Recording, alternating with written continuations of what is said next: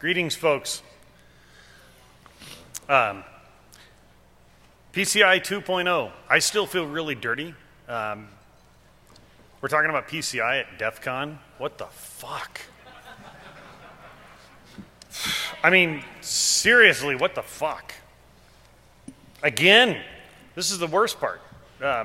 Last year, a few of you actually saw the beginning of this in the hackerspace at ShmooCon, and then here. Man, this is disgusting. Somebody is sodomizing the fun of our industry. It's Bob Russo and a few other people. So I don't know what the state of Twitter is, and I don't know where my pants are, and my cell phone is in my pants, and that's how I follow Twitter. So, Well, we'd intended to have another screen up with the Twitter thing so that you could all be making fun of us, but it turns out that we only use the second screen for the game show thing, and these people don't need Twitter or another screen to make fun of us. Good point. All heckling must be done live and in person. Feel free to heckle on Twitter if AT&T has any packets moving for your phone. So, Mine, yeah. not so much. Compliance is changing the way companies do security. That's changing the way we attack them and the way we defend them. I need to make a quick disclaimer before we get into the official disclaimer. PCI is awesome. DISA STIGs are awesome.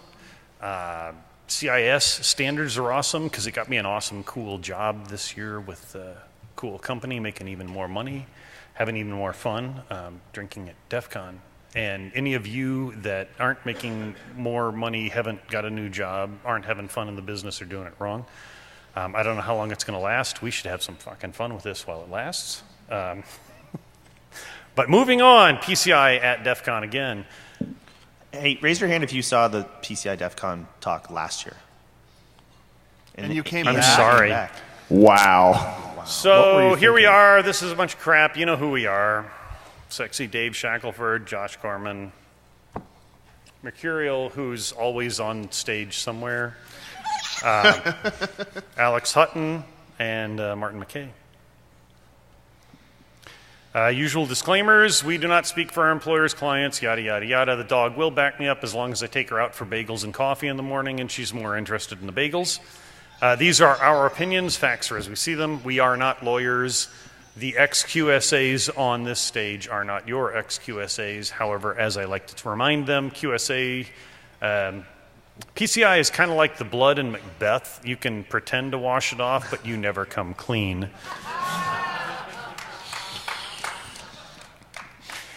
So, deja vu all over again. Here we are again. Last year we talked about a lot of PCI issues. This year we want to give you something to move forward with. What's changed? 2.0, baby. 3-year cycle. 3-year cycle. Well, that gives us time to get thoroughly owned. Nothing has changed, Jack. Wait, no, there's a new number. No, I've looked at the numbers. Look, I'm a product manager for a company, and when we make big changes, we shift like a decimal point and stuff because it tells people that something happened, that we're proud of our work. But the PCI... And the PCI Council is some smart people who are incestuous with the scanning industry. Oh, shit. No, Jack, remember, the PCI panel does not, the PCI Council does not work like other corporations. When they change to 2.0, they say, we're going to freeze things exactly like they are right now for 3 years and not change a thing. If only Congress worked that way, because, PCI Council, when they're bought, they stay bought. Okay. So what is new in 2.0, Martin? Nothing? Very, very little that's of importance other than the things that are not actually written in the PCI 2.0. Wasn't there some virtualization? That's new technology, right? I'm waiting for the working. I'm working for the working group on OS2 Warp is almost done, right? Okay. All right. So last year 2.0 was new, it was fresh, it was sexy, it was frustrating, it was lacking in concrete guidance. Thankfully, mobile devices don't count. None of us carry anything more powerful than the laptop we got issued by corporate 2 years ago in our pocket. If we knew where our pants were, we'd know where our pockets were. So, where the hell are we now? Do you want my pocket? Do you know where that's been? Speaking of which. Okay, so go ahead. Wrong way. Wrong way. Yeah, I don't know. Yep. So, who wants to talk? Mr. Corman. Mr. Corman, do you have any opinions about PCI? So without rehashing everything, I mean, I'm just to level set.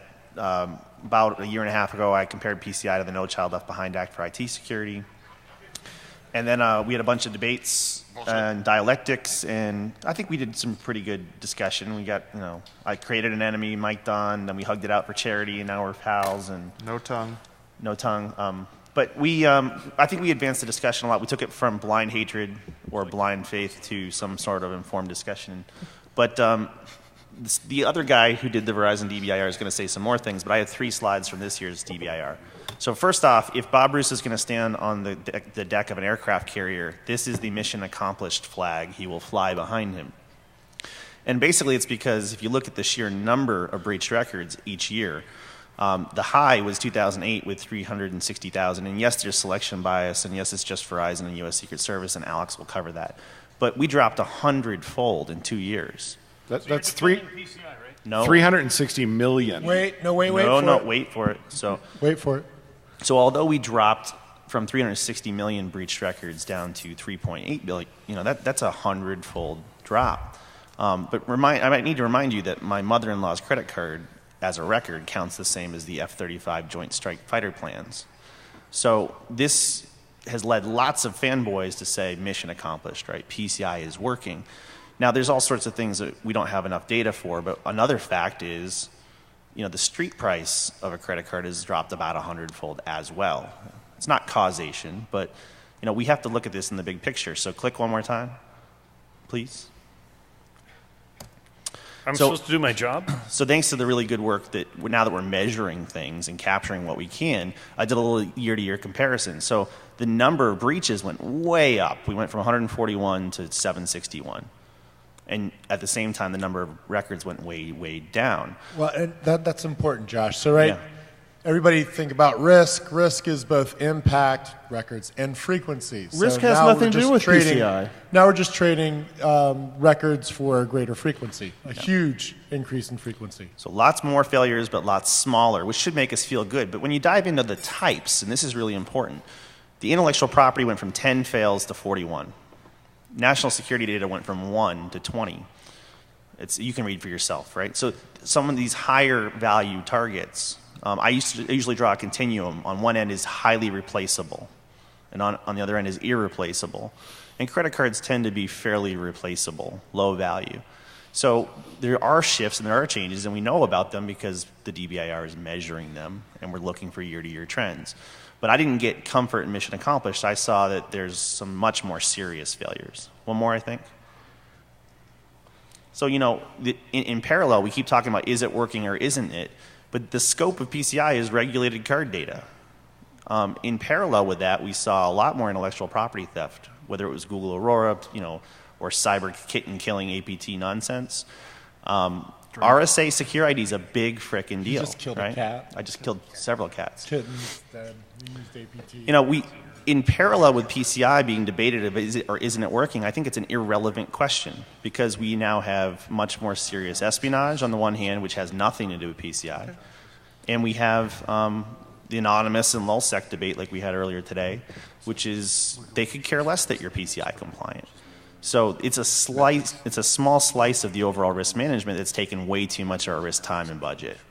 So with that, I'll transition to, I'm a bitch right now, though, because that's how I roll. Your son's bitch right now? Yeah, no, seriously, because, and Josh and I have had our discussions here, but, despite the catastrophic loss of people's PlayStation Network access, realistically, impact to me has to have some more tangible meat to it. So we'll hold that thought for a minute. it's Alex's slide next. So it's not all bad, and you can hand me the pig if you want, but the truth is, as much as we hate to admit it, PCI really has kind of moved us forward. there are a bunch of people that would do nothing if it weren't for the threat. And so it's moved us forward. And we can't forget that. And one of the things that we can't forget that... yeah, but Jack, I mean, I've looked at some of the data, and 2010 versus 2011, or actually I should say 2009 versus 2010, I think we've quit moving. That's entirely possible. We could have... there was some movement. And, one of the things that needs to be said, and Mike's not here, but one of the points that gets made by people that defend PCI, and they have a valid point, is that if I am an irresponsible merchant, you, as a responsible merchant, can get sodomized by my bad practices because I lose a bunch of credit cards and somebody uses them at your shop, you're out the money. Because, as Mr. Arlen pointed out eloquently last year, this is not an egalitarian system. This is a group of thugs, hoodlums. I think Jamie used extortionists. Criminals. I think it's important to note that the people who promulgate the problem, and the problem is a system that was designed in the 50s in order to make it easy to pay for your restaurant and hotel meals when you're away from your home, is no longer sufficient when you have to, wow, that's a weird echo. It's really weird. When you have to deal with... The monitors are coming in and out. If anyone in AV cares, the monitors are coming in and out. I think they're doing that to us on purpose. The issue, though, really is that the system was designed from an IT perspective in the dawn of time. And no significant movement has been made to take advantage of any new technology. You can say that adding CVV was a real win, and CVV2 is so much better. But 16 digits plus expiry plus CVV plus whatever other fraud controls we try to tack onto the back end, you still have to pick up a copy of the operating regulations and look at them and say, you know what? Every time someone in this casino asks me to see photo ID to go with my Visa card, they're violating their merchant agreement, makes me want to scream my frickin' head off. Because they're not paying attention to the operating agreement. Why the hell are they going to pay attention to PCI? They've created this situation where the only way that you can acquire the problem is by being one of their customers, and the only way you can acquire the solution to their problem is by being one of their customers. I know people who do this. They also offer you cement shoes as an option. Can I ask a question to the crowd before we let Alex say intelligent things? Is everybody down with that? No, not that this isn't intelligent, of course, but I'm just curious. Oh, nice. So, because I think it's important to level set. I think it's easy for a bunch of people to get up on a panel and kind of rant about something and go, this sucks, and we're all kind of disgruntled, ranty security people. But just to get a show of hands, if anybody's brave enough, would any of you actually go so far as to say that the institution of compliance mandates, such as PCI, with its structure and everything else, has somewhat improved perhaps your budgeting ability and or potentially your entire security program? That's a pretty damn good number, actually. I mean, which goes to say that just getting up here and bitching about the existence of it is not probably a great idea. So, Alex? Thanks, Dave. One of the cool things about my last job was I got to be neutral. I got to play actual researcher, which was kind of hot. And we took a look at a couple of things. First, we looked at incidents, right? The actual outcomes. We didn't have these masturbatory sessions about does it make you secure or not secure. We looked at the outcomes. The second thing is we looked at our customers and we looked at how difficult it was for them to actually become and maintain compliance. So 2 separate reports that we did really examining this stuff. These pie charts, sorry everybody who likes Stephen Few, these pie charts are showing you that it's not easy to become compliant. If you don't know what an IROC is, I don't know why you're here. No, it's initial report on compliance.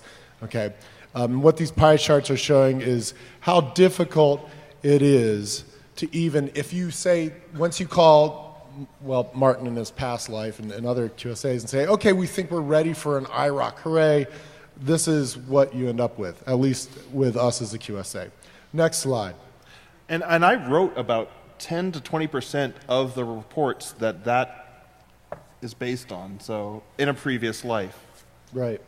So yay, it's hard. So is it worth it? Next slide. We have no idea. Right? We don't know how to measure secure. There are no secure units. We have indicators. We have shadow metrics that we can start thinking about. But it's a pain in the ass. So what we can do is look at the data. Next slide. All right? And we can look at this.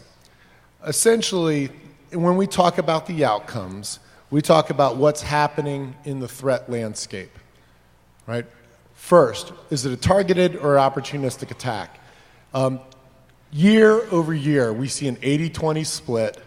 Weird way that nature works, right? We see an 80-20 split between targeted and opportunistic attacks. Yeah, it's a subjective measurement. All measurements subjective to some degree. Get over it.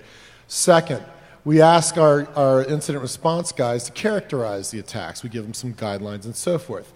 And generally, they're mostly moderate, low to none. Just to give you kind of a thumbnail there, low is something that even Josh and I could carry out. Next slide. Maybe. Next slide. All right. So what do I mean? And this is where this sort of, if you start arguing with me about, well, gee, PCI doesn't mean you're secure, this is the first it doesn't frickin' matter slide.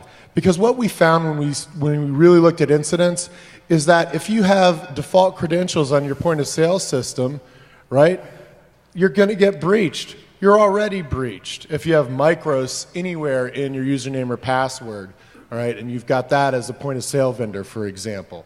So take a look here. This is just very simple, basic stuff that PCI compliance should have, go back to the opportunistic and targeted, should have, if it were in place, perhaps driven the attacker from opportunistic to targeted.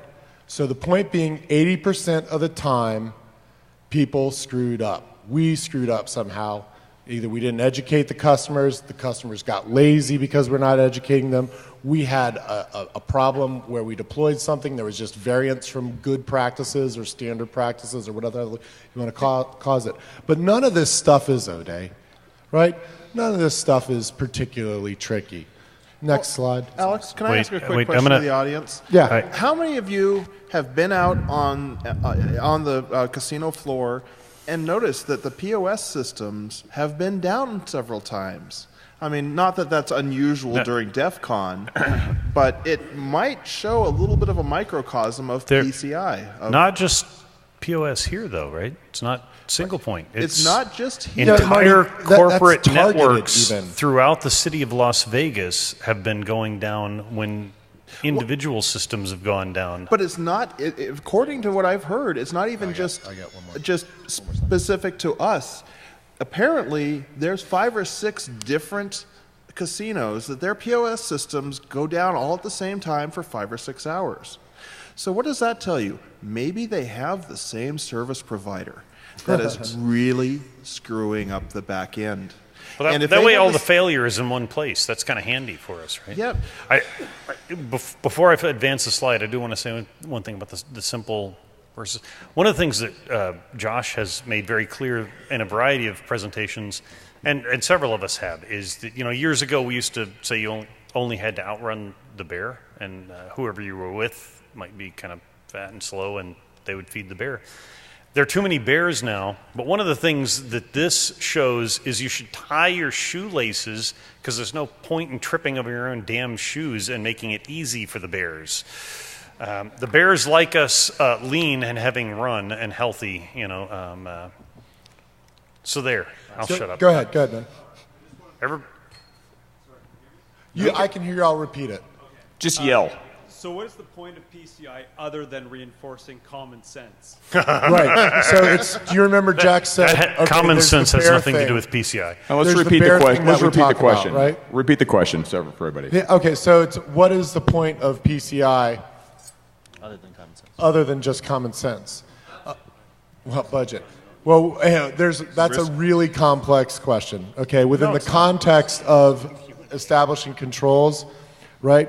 if we wanted to be diplomatic about it, we would say it is to take a population that had wild variance.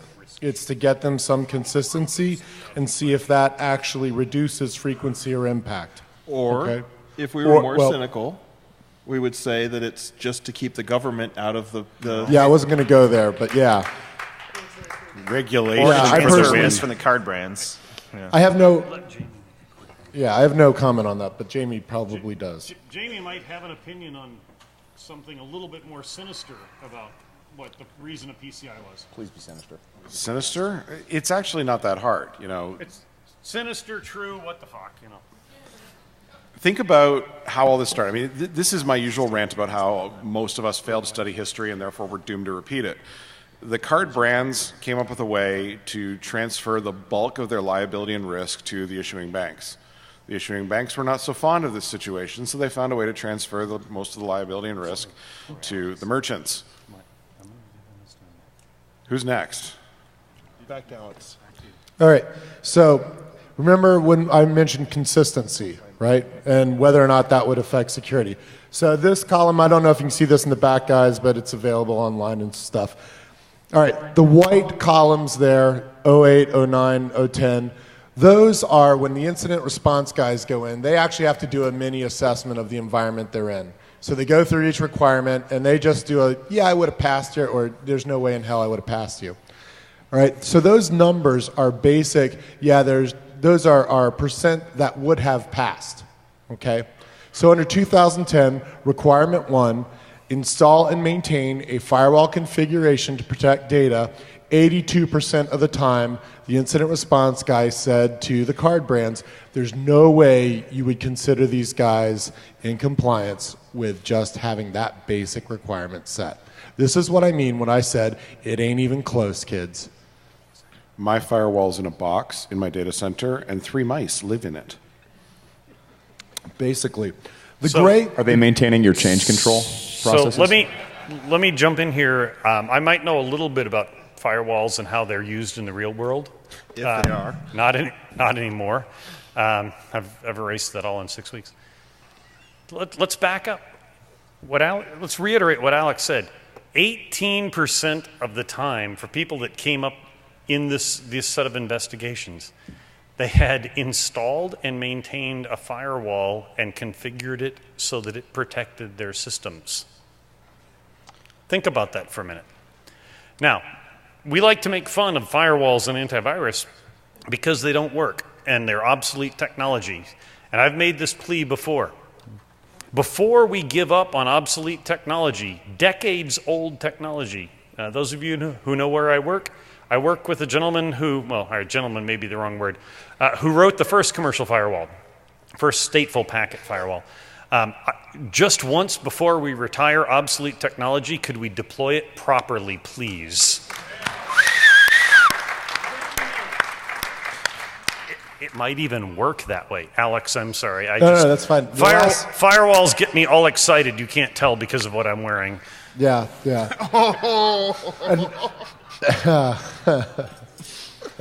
So you can see here that there is a little bit of sample weirdness between 08, 09, and 010 because of the nature of the merchants involved. Many more level 3, level 4 merchants in 010. But it doesn't matter. We're looking for that consistency, right? In terms of security. Now that gray bar is our PCIR data, and that was at IROC, right? At initial report on compliance, were they good or not? Okay, so that is yet it's difficult. How difficult is it when you want to be compliant without help? And then the other columns represent basically how difficult was it for these poor people to maintain compliance.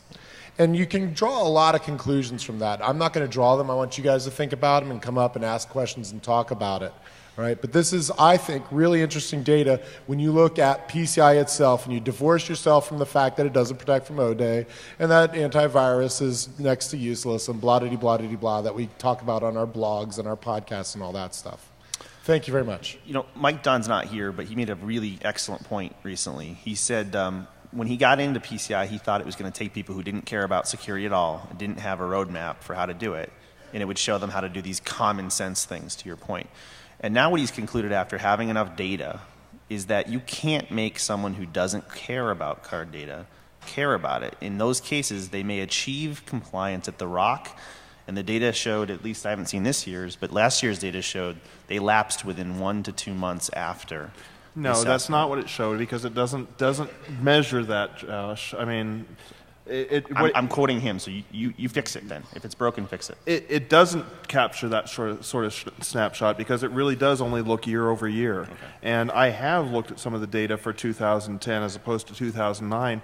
And that's what scares me, is Mike is right. When he thought originally that PCI would give some impetus to people who didn't care or who couldn't get budget to be able to get that budget, in a lot of cases, there was some movement originally. There was some movement when they first started to become PCI compliant. Unluckily, it stopped. There really hasn't been any more movement. The people who want to be secure, the people who want to be the businesses that look at security as a sales point are becoming secure.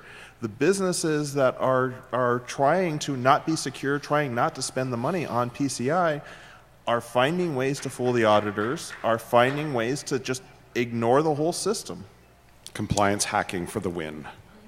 I would ask one thing, though, too. I mean, you know, we're talking about people that want to become secure. What about those that, quote unquote, want to become compliant, and the fact that that doesn't mean you're secure at all? Wow. I mean, there's a lot of people that want to check the box. They don't want to be fined. Okay. How many people out here still think that security equals compliance? Anybody? That's a bait. That's terrible. I'm sorry. Hey, I'm sorry, Marty. Was it 2004? 2003? 1998? Back when you were still young? So theoretically, I'm a moderator, but actually I'm an immoderator, and this is where I'll jump in and don't make assumptions based on where I may have been for the past 4 years, because I've seen a lot of other things, but sometimes people cheat. One of the things that I saw that was kind of interesting was somebody had a problem with a certain piece of malware tearing their network up. Because I was familiar with the system they were running, I noticed an interesting icon. They had an exclusion for IPS that excluded IPS from their NTP server. Now, if you've seen H.D. Moore's talk from a couple of years ago about the interesting information that you can leak out of NTP, you might think maybe that's a bad idea. But it's still just an NTP server. But I noticed it was actually the icon that the particular system they were using in this IPS system was an icon for a network, not an individual host. The network definition that was used for exclusions, not just in IPS, but also in web content filtering and some other places on this particular not customer, that would be irresponsible of me, this random person, happened to be 0.0.0.0/0. Love that subnet. However, wait, is this the pick on ISC squared or some other certification body? We could easily go there. No, we could go there. That's fine. But anytime. It got past the auditor, and so they kind of forgot that they had created an exclusion for their compromised NTP server that covered the entire network, and then they were whining that having defeated all of their security systems, they were owned inside out, upside down. And actually the call started because their Exchange server was creating too many alerts on some defensive system that we make fun of. But sometimes people cheat. Anybody in this room that has done penetration tests has probably found it. Anybody that does defensive stuff has probably seen this. But it turns out that not every QSA cares as much as some of the ex-QSAs on this panel and some of you in front of me. Some of the QSAs, and this is an unpopular decision, these guys are trying to make a living. They may or may not be competent, but they may have a mortgage. They may have an ex-wife or ex-husband or two that requires, support, and they have bills and they need to pay them, and they churn the stuff. PCI compliance has become commoditized, and that drives people into cutting corners. But Jack, does the fact that people sometimes cheat on compliance change anything?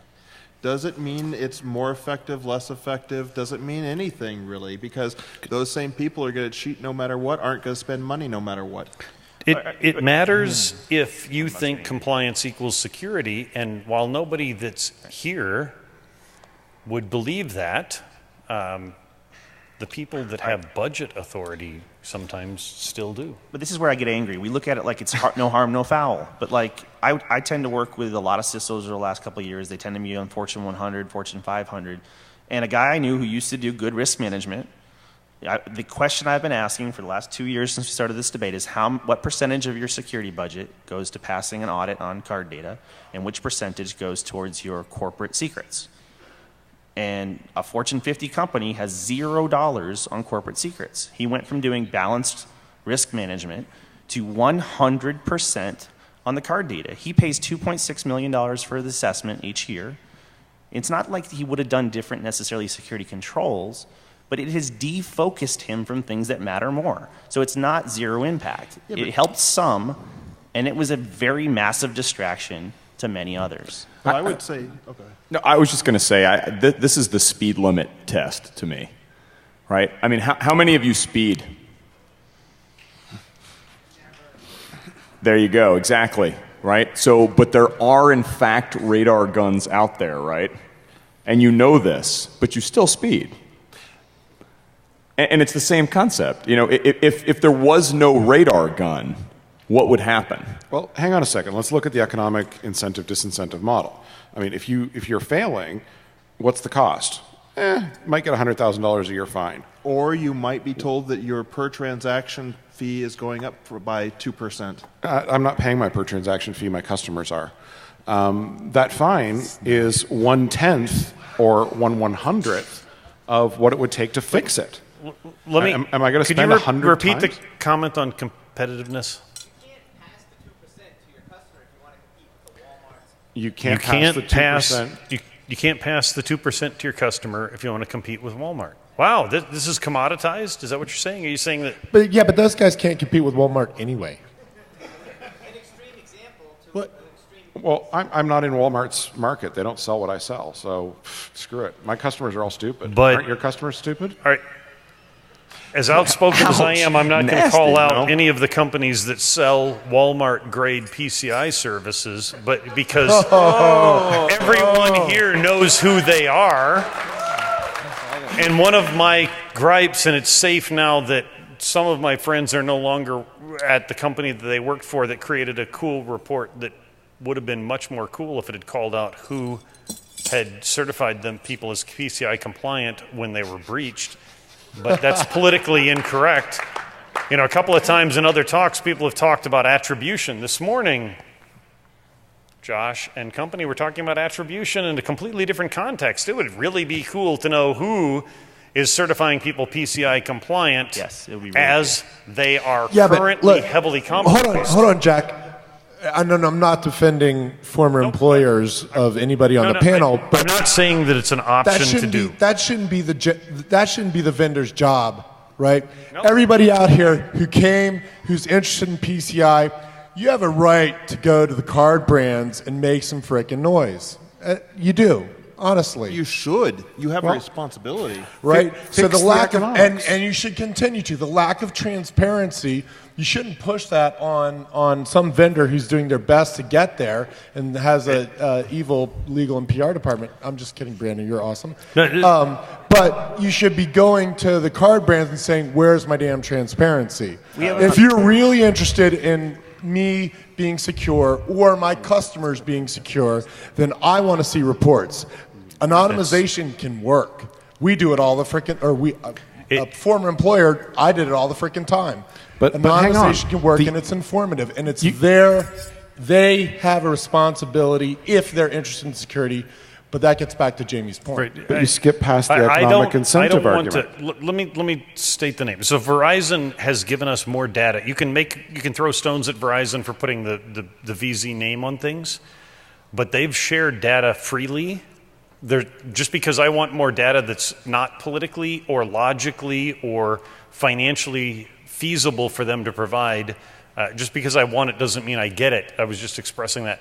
But it would be really cool if a lot of people shared a lot more data, Not to sound all like new school of information security, but it'd be cool to know what the fuck is going on in our business, not just with compliance, so maybe we could make an educated decision. You, sir, I think have something to say. Well, you talk about the Walmart approach to vendors doing 17 cents an IP. doing PCI validations, okay? And I think that's an easy target to go after. But you have to remember that the PCI validation is a point in time, right? And the people you're working with, they want to be compliant at that time when you're on site doing the validation. After that, who knows what the hell happens? Certainly on clients that you go back to year after year, they fall down during whatever time period, where it's months or half a year or 3/4 of a year, they fall down during that time because they're not worried about what is going to show up on their validation report. So, All right, so not to get myself in trouble, but that whole validation versus ongoing compliance thing, that's a red frickin' herring, dude. As long as they can say there's never been a breach where the customer has been PCI compliant or the victim has been PCI compliant, it is a completely red herring, and I promise you that will continue to be the case indefinitely. That's true, but I can say I have a unicorn in my pants while not wearing pants too. I mean, we're talking about the PCI panels. We've kind of ignored the pen testing professionals in the room. Are there any pen testing professionals in the room? Okay. So one of the things that we've been talking about at B-Sides a lot was the pen testing execution standard, the P-test thing. And speaking of the Walmartification of this, it's really the race to the bottom to see who can make the auditor go away or what's the fastest, cheapest path to IROC, or ROC rather. People are, because it's so ill-defined on what counts as a penetration test, a quick Nessus scan is often substituted. Right? Nessus, save as PDF it's for the win. Now, I know P-test is still controversial, but one of the reasons I like it is it helps separate the check the box for minimum type person from cannibalizing the talent that real professional pen testers can bring. It starts to help articulate or support the conversation for if you saw Wendy's talk on how she'd like to be penetrated as a CISO. It helps her know what she's going to get. If she really wants to focus on a more comprehensive thing, she can now use it as a framework to decide which pen tester she's going to contract with. So it lets the irresponsible jackasses who want a cheap solution to be irresponsible and cheap, and it lets someone who actually wants to use the PCI budget to drive better security do so. So Wendy can describe her fetishes? I was just going to say, so let's take what Josh, I mean, Josh has a valid point, but let's take what's on the slide right now, which, by the way, does in fact have a younger Bill Murray, which everybody should, of course, be focused on right now. But let's actually take that as a good example. It's so easy to swing the needle to things like PTES and pen testing and this cutting edge thing or mobile security or insert bullshit here. Simmer down, guy. Don't have a moment next to me. So what's on this slide is relevant though. Seriously, I'd love to talk cutting edge. We're at a conference that focuses on cutting edge, right? Somebody that spent 6 to 7 months in their basement with a lot of Mountain Dew and a debugger, right? Get away from that. Let's go to the regular baseline crap. Patching, config management, firewalls. I mean, I think Alex's data was actually poignant, is really relevant here. I mean, it's incredibly easy to point fingers and say, we're doing a crappy job, or we're shifting blame, or we're doing all these things. But who the hell is doing a great job of patching? I raised my hand when you asked who's a pen testing professional. I like breaking into places. It's great fun. And people ask me very commonly, how are you getting in? What are you doing? How do you get in there? And I'd love to be the guy that sits up here and tells you, I'm sitting in my basement and I'm developing custom exploits and I've got the debugger, it's really fun. No, it's actually like default passwords and that one dumbass in ops that forgot the MS08067 patch on the one box, right? And you know what? We are losing because of that. Okay, but let's take a look here. PCI is meant specifically to look at credit card data. Nothing else. It's not about security. So then, hey, wait. Wait, let me finish. Let me finish. You can this, let me finish after I do, because like I'm wearing white, except for the strawberry stains. So PCI is about card data, but we need to. PCI is about securing card data. PCI is awesome, but we're in Nevada. I just wanted to point out we're in Nevada, so PCI is not just about card data. It's not about security. It's about card data. That's all it's ever been about. About securing card data. Something about security. But why are we even taking card data? I mean, why are most of these people even having access to their card data? If we really want to have something that's going to protect the card data, don't have it. Don't have it. Don't ever let these merchants touch it. Don't ever let the merchants see it. Quite frankly, but then the Graham Leach Bliley risk is on the card brands and the banks. And we still need to that would be a provide lot more 16-digit expiry in CVV so that you can take a taxi in Azerbaijan. This is not going to change anytime soon until we're willing to admit that creating a duplicate system that does not use technology from before my parents were born is going to be useful. When we switch to something that's I'd like to new, point out his parents are old, so that's a long time ago. And WAF can save us all, though. He's old, too. And if we move to something new that is appropriately designed, probably not by a card company, and implemented with an economic incentive that says, if you want to use the old system, great. Get used to the spread between what we're charging you for interest and what the overnight rate is. Redefine usury. And we're going to make it possible for both sides to look at the situation and go, oh, heck yeah. From the employer's perspective, or not the employer, sorry, from the acceptor's perspective, we're going to make this real simple. If you want to use old style, great. It's $2 a transaction plus 2.5%. And if you want to use the new style system, it's 8 cents per transaction flat rate.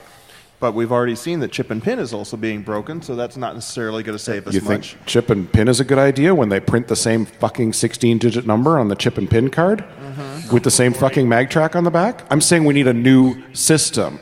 The old one is costing us a shit ton in interest. So the overnight rate is less than 1%. The average credit card rate is 22 plus. I think we got the 10-minute warning, and we said we were going to offer solutions. So should we shift to solutions? We should talk, but let's. We will solve all your problems in the next 10 minutes, in other words. Unlike last year, we are in a place that has high ceilings and good air conditioning, so the smell's better, but we also have room for a couple hundred people in the Q&A session, so I encourage you to come there.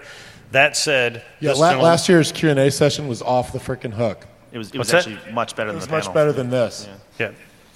Most of us weren't there. This gentleman has an opinion, as does everyone else here, but he stood up, so... So I have an opinion, I have a question. We're talking about things like just, patching systems, which are really, really important and relevant, by the way, with the number of people that don't even have a firewall. How many people are patching, have it configured properly. But since we're talking about the cards a little bit now, I'd like to ask, when the fuck are we going to move away from using a physical signature? Didn't I just say that? 16 digits, expiry, CVV. You guys still use checks in this country, for Christ's sake. Exactly. Sane people have had debit cards for 30 years. Exactly. I completely agree. So, okay, well. Once the government, East Asia or Aptland or whatever, issues us all federal IDs, we'll just use that for signatures. Somebody just said, well, it's expensive to change out infrastructure. There's we'll call it the equivalent of Walgreens in the country that I'm from, who've gone through 3 entire iterations of pin pads in less than 18 months because of foolish business decisions. They went from the old style pin pads to the new ones that were chip and pin, and then they realized that another branch of the same organization put out a credit card that had an RFID on it, and they couldn't use their own goddamn credit card in their own goddamn stores, so they changed all their pin pads again. So you know what? When the difference is 22+% versus under 1% for the overnight rate, there's lots of money in that interest spread to take care of replacing the whole system. And remember, those economic incentives matter. Debit card transactions are measured in cents per transaction, fixed price. Credit card transactions are measured in a mixture of fixed price plus percentage price. Change the economic incentives in both directions. Make it so that if I use the new modern system that doesn't have every vulnerability known to man and require fraud management of hundreds and hundreds of people per issuing bank, say it very simply to the customer, I'm only going to charge you 9% interest. Which card is the customer going to choose to use? The old assy one or the new fancy one? The solutions aren't solutions that we can execute on. They're solutions that we can pressure towards once we get to the point where, as infosec professionals, we're doing our fucking job. But you're saying we also need to put pressure on the PCI Council and merchants in order to enact that change. I think the only change you can do is the one. How about if we do the right thing, no matter what somebody else tells us to do? How about issuing banks and the credit brands themselves? I mean, let's quit dumping this on the merchants, because 100,000 merchants aren't going to develop a better solution than 3 card brands. Right. That's grab not possible. One quick question, and give everybody a minute or so to wrap up, and then we'll go into the Q&A room. So you keep coming back to this point that PCI is all about the credit cards, and there's plenty of other information out there that needs to be protected. And absolutely, your point about, hey, we need to replace the whole system, but that's going to take time, it's going to take money. So in the interim, no problem. Isn't it a valid I'll point? show you how. It's cool. Whiteboard it for you. Keep your pants in on. the interim, until everybody Simmer gets down, on Davis. board and does that, you know, when somebody breaks in and steals a bunch of credit card numbers, it affects me, it affects, you know, my friends, my family, everybody in this room. And maybe not directly, but maybe just through increased cost for all the goods we buy, because all that fraud permeates the system and we all pay for it. When somebody breaks into some pharmaceutical, steals the intellectual property for the next Viagra, doesn't affect me. So in the meantime, until we can get some new system in place, isn't there a use for having something like PCI out there to, at least for the people who don't want to cheat, who do want to try to be secure but don't know how, give them these guidelines.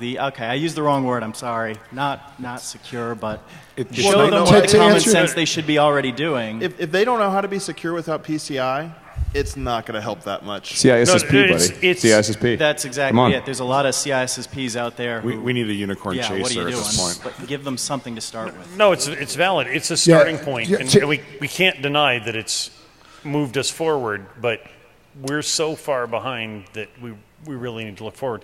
No, there are a lot of people that have budget because of that. I mean, the penetration testing industry is an industry because PCI requires it. And with that, I really encourage everyone to follow up with us. I'd like to give everybody on the panel a moment or so to wrap up. This has been a follow-up to what we did last year. Hopefully there's been more information. We will be in the Q&A room, and we really want to continue the conversation. We won't beat you to death. With that, I'd like to start with Mr. Arlen and see if he has something to say. I doubt it, because he is without opinion, as are everyone here. Doinginfosecright.com. Also, you're all back in here at 8 o'clock for Hacker Pyramid, right? Right? Woo! Mr. Shackleford. Cleveland. Are you guys looking at me? Jesus. Yeah. So bottom line. I mean, whatever. I mean, I'm one of those people that don't hit that, John. That's really bad. So I mean, honestly, I'm ambivalent. I see people that have really benefited from PCI. I see people that have really benefited from just about any compliance measure. But I also see the flip side of that, the people that just don't give a shit at all, and they look to get the auditors in, out, and move on to the next year. And, I don't think that us sitting here and having this dialogue is going to get us there either. But, in some cases, I think it's a good thing. So I'm going to be that, annoyingly optimistic guy on the panel, too.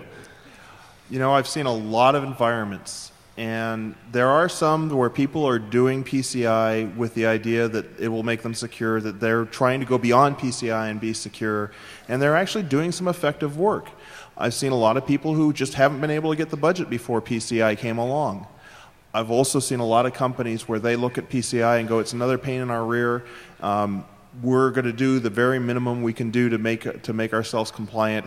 We're never going to be secure, so just give us our rock and go away.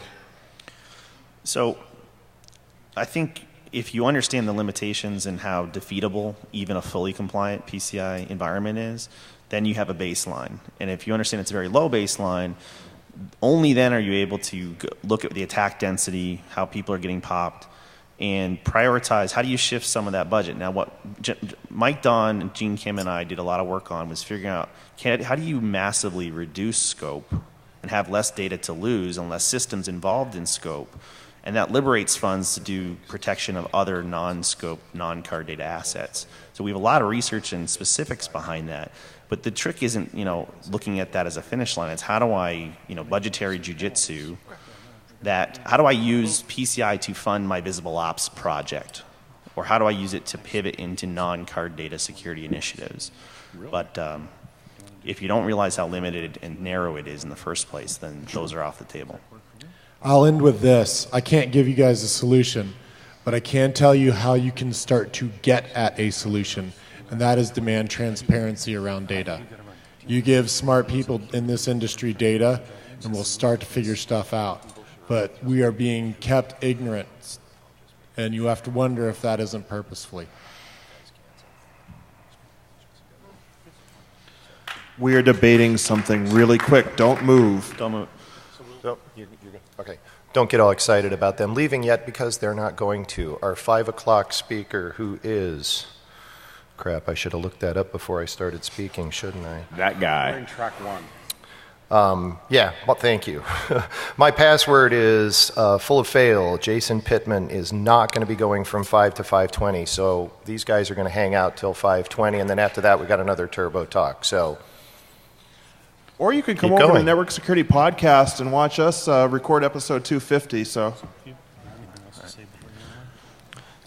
can we have a round of applause for at least Martin? Don't everybody run away at once. Let's do, instead of going into the smaller room, we'll do Q&A because I'd be willing to bet some of you have opinions. Martin's going to run away because he's doing the 250th episode of the Network Security Podcast. Let's start Q&A here, and then we'll move into the other room. Or commentary. Yes, sir. Let's dive in. So one of the things that I found to be kind of interesting about PCI, I guess from an introspective kind of way, what are our failures as a community, is that, I've been a former QSA and all that. I've seen a lot of environments for Verizon Business. Is that our real challenge is operationalizing the process of security.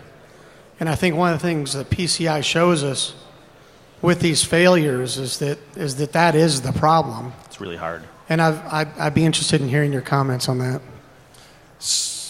Well, so it was a commentary about operationalization of security. And one of the things that in my past that I've done is I've always worked with smaller businesses until recent career change. And because we had to in small business, we operationalized. Somebody keeps giving me liquor. So anyway, we did that to security in small business. It's because we had to, but larger enterprises kind of need to, and he knows something about that. I'm going to give a really quick, simple answer. Find me later, though. But the visible ops studies that wasn't about really security, it was about IT operational excellence, showed massive deltas. That the tighter you run your IT, the fewer break fixes, the faster mean time. It's basically like security is an accidental byproduct of really well-managed IT. So there are some studies that show high correlation, at least, to operationalizing IT with security in mind. I was going to say there was a study at Weiss that's backing that data up again. So that's Well, here's personal experience in that. I once upon a time ran a whole lot of security with 0 direct reports. I had about 187 indirect reports, and by making sure that security was everybody's job, because I'm a nice, friendly guy who buys a lot of coffee, I was able to achieve a level of security proceduralization that wasn't because you went to the security binder and looked at what to do, but because it was just your damn ops binder. Of course, we had binders then, too. Not SharePoint, because it's... Yeah, and I'll just throw one thing on that, too. I mean, if I started getting up here and talking in depth about change in configuration management, how many of you would still be fucking awake in about 2 minutes? Woo! Config management, sexy. None of you, right? At least the people that are being honest. And unfortunately, that's the most important stuff in terms of general God, I can't even say that. Yeah, what he said. Operationalizing IT and security in general, but I mean, that's the problem. We don't do a good job of that. Okay. Doing infosec, right? Next question. Next. Chad Sturgill. What's up, Alex? Hey, so love or hate PCI, it's kind of helped us out, but I think it's also prolonged the death of this archaic system, just like James Yes. said. What do we do to shorten that lifespan of this broken system? Because all it's done is push the liability down. Let's on not. merchants. Well, I already let's told not you, shorten Chad. it. We Weren't have you 0% unemployment in our industry. Let's not shorten this stuff. Let's not fix anything. Damn it. Because I love Chad. I've been working with Chad for a decade. I'd like to retire. You have to ask for transparency, right? You have to have people fess up as here's how we were screwed, right? And once you can say that, then somebody can say, well, look, now we know patterns in getting messed up, and let's solve those, and then you can start addressing real things versus crazy things. So my grade 4 teacher, Mrs. Barber, had this crazy way of making sure that we were doing the right thing all the time. She called it a snap quiz. Why do we book audits? Pop quiz. Why don't we just have them? You know, someday you walk in and the Spanish Inquisition shows up, or sorry, the PCI Inquisition shows up and says, you know what, we're going to find out whether or not you're compliant today. They do it for restaurants. Next. They do that in the credit union sector. We have audits year round, or used to when I worked there. Yeah. Self-congratulatory reach around for the win. Why would we do random audits and tests when we have anonymous and lulzsec? Boo. Next question. Hi. Hi. About that pretty dismal slide with the percentage statistics on the breached organizations. Question about the firewall thing. Do you have any idea whether the very low percentage of the firewall compliance was due to the organizations actually not having a firewall at all, or was it because they failed to document the firewall rules as per PCI? Yeah, we lumped all of why would you fail requirement 1. So it's documentation and so forth. But as we just said about operations being so damned important, there you go. Yes. I'm not arguing that PCI sets out great operational rigor. I'm just saying if it's 18%, that's indicative. Two follow-ups though. One is they were compliant at one point prior, and 2 is, and we didn't say it because we didn't have time, but out of that 761, how many of them were SMBs with 11 to 100 employees? 400 and some odd So plus. a lot of that is really describing the bottom of the market, level 3, level 4, and not necessarily equally applicable to large Yeah, but if you go enterprise. back to a higher that's level right. 1, level 2... Wait. If Okay, you go go back ahead. to a higher level 1, level 2 representation, yeah, it's still pretty abysmal. It's not 18%, but it's like 40%, you know. Okay, thank you. Hey guys. Hey. Yeah. So, This is last question. No. Until we move. No, We have 3 we minutes. have 20 minutes. We have another 15 or so. But because the next one can't. I got somebody waving fingers at I me. just wanted to make a comment on the firewall thing. The situation that my friend Bob told me about that I mentioned earlier about IPS with that special NTP server. Bob was told that they normally just enable and disable those rules for the audits, and they forgot this time. So that kind of focuses that puts the spotlight on that 18% that we were talking about. They passed they passed some sort of scrutiny, and it doesn't have to be PCI. I do want to make that Yeah, point. but with 80+%. PCI is not the only thing that's doing crazy things. Wait, real quick. If you're coming in for the password talk, it's been canceled. Yes. Yep. The 5 o'clock talk has, the speaker was unable to make it, so this is PCI, as sexy as it is, and we're going to go a little bit long, and then we're going to go to the Q&A room. With that, sir, you have an intelligent and articulate question and or comment. All right. So one of you mentioned that security, does compliance equal security? And I would say that compliance is a subset of security. So if you're secure, you're going to be compliant. And I agree with you 100% that That's that's not necessarily true. Not necessarily true? No. Okay. I've been in environments where we have been entirely compliant and completely unsecure, and I've been in environments where we're completely secure and completely non-compliant. Because once you've got a set of rules that are proscriptive, if you're trying to do something that's better than the proscriptive rule, you're doing it wrong. Well, there's also a perspective thing. I like to say PCI has nothing to do with security for any one individual company, but I don't know that we can make any sort of statement about effectiveness as we look at the population yet. But that's the whole concept of compensating controls too, right? I mean, compensating controls could be really crappy ones that you're tweaking, or really great ones that don't fit the mold. So you have to write a document about compensating controls if you're using two-factor authentication to explain why you don't have good passwords. Of course, there's more to it than that, but I'm not defending it. And I'm you just know, also saying. compensating controls involves Corvettes. No, wait, that's a different sort of compensation.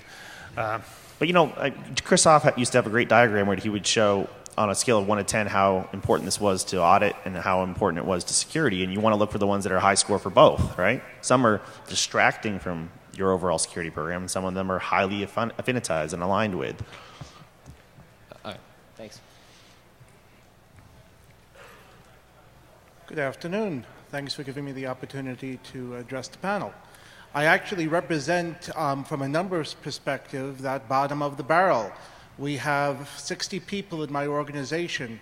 I have an IT staff that I'm technically part of, even though I'm the security guy, and they look at me funny when I mention I'm also IT, of 5 individuals. We are also in the hospitality business, so we're in that segment of the population that's had a huge amount of breaches over the past year. You've changed all your default passwords on your point of sale systems, and you don't use PC anywhere, right, please? If not, then, sir, don't bother talking. Go somewhere and do good. I've heard a lot about how PCI is awfully hard to maintain once you get it, and I say that's bullshit. The amount of work necessary to gain PCI is significantly higher than the amount of work to maintain it. Once you've gone through all the effort to, if you've done it right, that's a huge if. Well, for your portion of the sample, right, that may or may not be true. But I can guarantee you, from my experience with the top level 1 and 2 merchants, not so much. We're a top level 1 merchant. We're also a service provider. So we have to meet even more rigid standards than your top level 1 Yeah, but merchants. you got 60 folks. Yeah, and real quick. Not 50,000. No. It's not a universally true statement. I mean, if you're doing I'm not everything saying perfectly, it's universally true. you still have to I'm prove just it every saying year. I'm hearing from you guys as if it's universally true that it's hard to do. No, it's fucking not. Not if you do it right. It's neither hard to do nor is it easy to do. It's worthwhile to do. If I had insinuated that it was universally true, this is to do, if I had start talking insinuated about that how it was, we do it. if I had insinuated that I thought it was universally true, then I'm a bad statistician, and I apologize. I think what I was stating was here was the data that showed an overwhelming proportion that it is difficult. No, that's a misrepresentation of what that data is. It's a drastic simplification of what that data is. That data shows that people chose not that it was hard to do. Please don't It may be misrepresent easy the data. in certain environments, but I think the data is pretty clear that it's for a lot of harder people than it most is, of them it is were able not. to do. But it would be good to take this into the Q&A room and let offline. let the next Here comes the hook. Thank you. Thank you, though, because you do make a good point. That point addresses something that's been made before, which is that for some organizations, PCI is holding us back. But, sir, you have a question and a microphone. Yeah, so you're right, Jack. PCI has made a lot of people a lot of money. I've got a client who was able to convince their QSA that their call center PCs were out of scope because they only handle one card number at a time.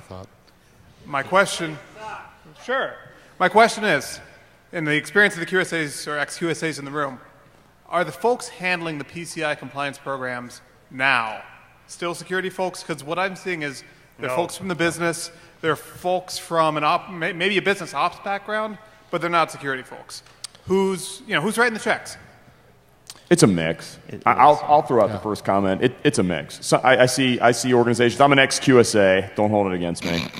Don't you even start over there, Mr. Angry Birds. And I got a few others in this room. Yeah, she who's laughing in the front. But we all have blood on our hands. Right. But it's totally dependent on company. I mean, some places it's internal audit, some places it's just the security team, some places it's random smatterings of IT. I think that's totally a subjective thing. And sometimes it's a dedicated department. Yeah, this is the PCI compliance department in those 50,000 person organizations. Agreed. Cool. So, any disagreements? Quick reminder: if you're here for the 5 o'clock talk, you're shit out of luck. What he said. They didn't show. That one didn't show, and so because PCI is so damn sexy, we're going to continue with the next question, sir. Right. So you were talking about debit cards being a great solution, but maybe can you expand upon why it is and give a little more detail behind it? Because my understanding of debit cards, at least in the United States, that's tied to my bank account, and if it gets stolen, I'm screwed. All my thousands of dollars are in that account are gone. Well, it's funny. There's lots of good examples around the world of debit card implementations that work. The way the United States is doing debit card implementation is by trying to tag it onto the credit card system. It's right. You silly Canadian. If the United States is doing it, it's the right way. Right. So anyways, we've got this other system called Interac. And you're absolutely right. It's tied to your bank account. But what you've inherited in a negative way from the cards is you've inherited their risk model that says if you get violated, it's all your fault. The real way... Yeah, it's nice to be touched while being violated. No, he's happy now, Jack. The way that we do it instead is we say, you know what, if that card is compromised, sure, the money's going to pop out of your bank account, but it's going to pop right in the next day, or at the least that same day, because the system. I mean, shit, I got my first debit card when I was like 7 or 8 years old.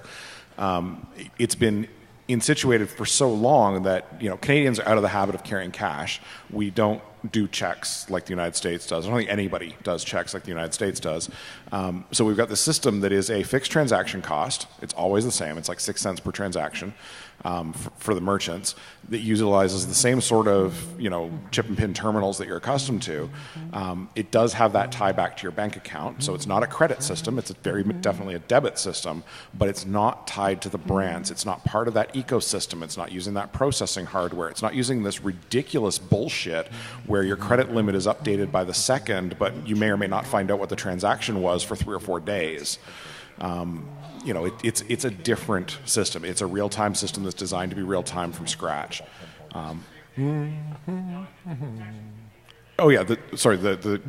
statement is, the big thing is that there be protections on the account, and that doesn't exist here because you're piggybacking it on a system that is broken by design. And so you're inheriting all that brokenness, only instead of it being with fake money that you haven't paid for yet, it's with real money that you thought you had. Hey, did you see that sign in the back that said Tim Horton sucks? Look over there. Next question. Hey, guys. So I think a lot of what you guys have been talking about is pretty applicable. I think what a lot of people in this room are thinking of as level 1 and level 2 merchants when they think about all the PCI controls. What are your thoughts in terms of the usefulness of the self-assessment questionnaire, and whether or not level 3 and level 4 merchants should even be allowed to handle credit cards outside of do you know what? Back away from the microphone. Do you know what? And anytime you ask me how much I weigh, I'm going to give you the best answer possible. That shit that comes up on the scale is I am so not drunk. wrong. Yeah, Self-assessment? I can lie to you as well as your QSA. So any thoughts on how to solve that issue? Because Just first of all, we like don't know my how grade many 4 level 4s teacher. are incompliant. Transparent. Well, that and transparency, right? Let's see numbers on breaches and self-assessment. And actually, I think Mr. Arlen actually said it well before, the concept of random audits. Yeah. I don't care if you do your own SAQ or whatever it is. I mean, however you answer the questions is fine, but somebody at some point is going to show up unannounced and check whether or not you're full of shit. I think that's the right answer, honestly. Not planning it and having everybody going, look at our controls, right? I mean, that doesn't work well. So Mike Don, who fought me on this, right? PCI was awesome, right? Wait a minute, Mike Don fought you on something? Shush. So Arm wrestling. He's got a really great blog post on this. So he's at Chaotic Mind, I think is what the blog is called. Yep. And he talks about not the self-assessment as a bad thing, but as a great thing, like as a way to possibly completely avoid this. It's like SOX self-attestation without the jail time. And his point was, if you actually care about security and it is getting in your way, you should self-assess, because then you can redirect the time and budget to more important things.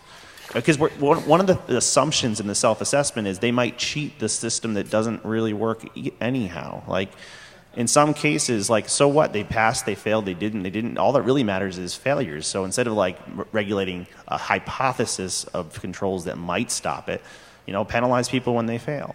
I mean, I'm not saying completely get rid of the thing, but he saw that if in fact you determine in your risk assessment it's hurting you more than it's helping you, he's encouraging you to do the self-assessment. Well, I'm just thinking if you add up all the money that the banks spend, or the processing, collecting these SAQs, dealing with them, and then you think about all the fraud that occurs and how much that costs, would it be cheaper for the banks just to give them end-to-end encryption and be done with it? Or tokenization to eliminate scope. But the system doesnling support that. Remember, we're talking about something that was designed 50 years ago. It's not built to do that sort of thing, which is why, pulling up that example, go and have a look at how Interac works. It's completely different. It's what we use for interbranch stuff, like when I take my bank card and shove it in a different branch or a different bank's ABMs. That's how it works. It's the same thing that I run through the card reader at the grocery store. It's a different system with a different set of constraints, with a different set of design criteria than something that's going to work in Azerbaijan to make sure that your taxi driver gets paid. And you find out whether or not that payment cleared instantly, as far as your credit limit is concerned, and 3 or 4 days later when eventually they get around to telling you what your transactions were. It's just that the system itself is fundamentally flawed. So let's grab the next question. But just because you mentioned end-to-end encryption, which solves all of our problems, I just wanted to bring this slide up that Alex might actually just chuckled, and that's all I needed. That made my point. Last year, 90%. This year, 89% of those folks that found themselves on the Verizon data breach investigations report, they got the encryption bit right. So the people in this room that have been saying encryption doesn't solve all your problems, and maybe some of the people that have been saying stuff like encryption is sexy because it keeps the attacker from getting discovered, may have a point. And you have a point. A couple, actually. One, I agree with you. A CISP does not make a good QSA. In fact, oftentimes it's the opposite. A good auditor actually has to have years and years of experience and actually know what the hell they're doing.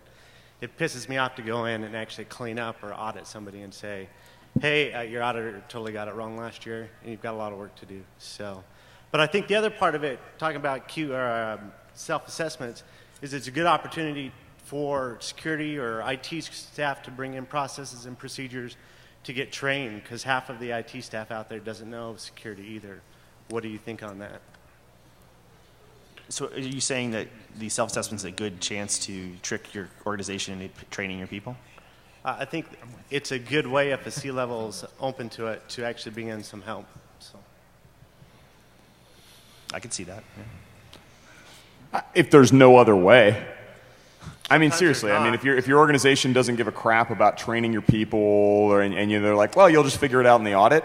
Yeah, but that's the target demographic for PCI's intended. Well, but think about it though. There's training and then there's training. Sitting there for an hour in front of a horrifying PowerPoint presentation that's been shoved into Adobe Captivate doesn't turn my frickin' crank. I'm not going to learn from that because it's not real. Whatever. There's awesome. Yeah. I mean, that's a good point. You learn it.